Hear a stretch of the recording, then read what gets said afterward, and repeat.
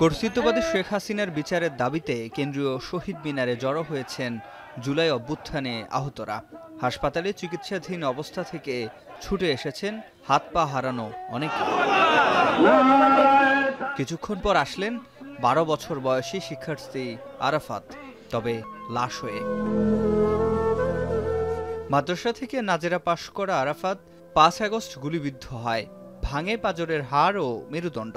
3.5 মাস জীবনের সাথে লড়াই করে হেরে যায় 22 ডিসেম্বর রাতে।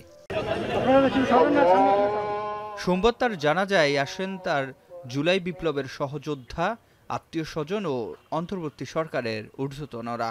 এ সময় আমার দেশ পত্রিকার সম্পাদক মাহমুদুর রহমান বলেন, গণ অভ্যুত্থানে মাদ্রাসা ছাত্রদের অবদানের প্রতিচ্ছবি শহীদ আরাফাত। সুষ্ঠু বিচার ও পুনর্বাসনের দাবি তার।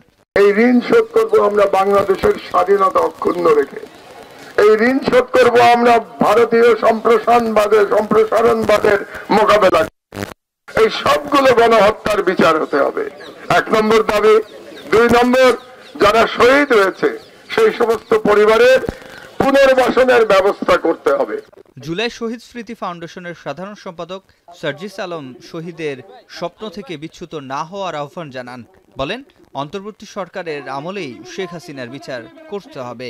কোন লক্ষ্য, কোন স্বপ্নগুলোকে সামনে রেখে আমার ভাইরা জীবন দিল অকাতরে, আমার ভাই বোনেরা রক্ত দিল অকাতরে। আমরা যেন আমাদের জায়গা থেকে সেই স্বপ্নগুলোর সাথে বিন্দু মাত্র বিশ্বাসঘাতকতা কেউ না করি। আমরা যেন আমাদের দায়িত্বগুলো থেকে বিন্দু মাত্র বিচ্যুত না হই। তারা জীবন দিয়ে গেল, রক্ত দিয়ে গেল, আমরা যেন এই খুনি হাসিনাকে ভুলে না যাই। আর হত্যার বিচার করা অন্তর্বর্তী সরকারের সর্বোচ্চ অগ্রাধিকার বলে মন্তব্য করেছেন প্রেস সচিব শফিকুল আলম। বলেন, শেখ হাসিনাকে দেশে ফিরিয়ে এনে বিচার নিশ্চিত করা হবে। আমাদের এই গভর্নমেন্টের টপ প্রায়োরিটি হচ্ছে এই প্রত্যেকটা খুনের বিচার করা। একটা খুনেরও না বিচার হয়ে যাবে না, বিচার হবে। সরকার অবশ্যই এই শহীদ পরিবার এবং আহতদের পরিবারকে রাষ্ট্রীয় মর্যাদায় পুনর্বাসন করবে। যারা ইন্ডিয়াতে আশ্রয় নিয়েছে এবং ভাবছে যে বাংলাদেশকে তারা বাইরে থেকে অস্থিতিশীল করবে, তাদেরকে বলবো যে বিচারের সম্মুখীন হওয়ার জন্য মানসিকভাবে প্রস্তুতি নিন। শেখ হাসিনা বাংলাদেশে আসবে কেবলমাত্র বিচারের মুখোমুখি হওয়ার জন্য, ফাঁসির কাস্টে ঝোলার জন্য।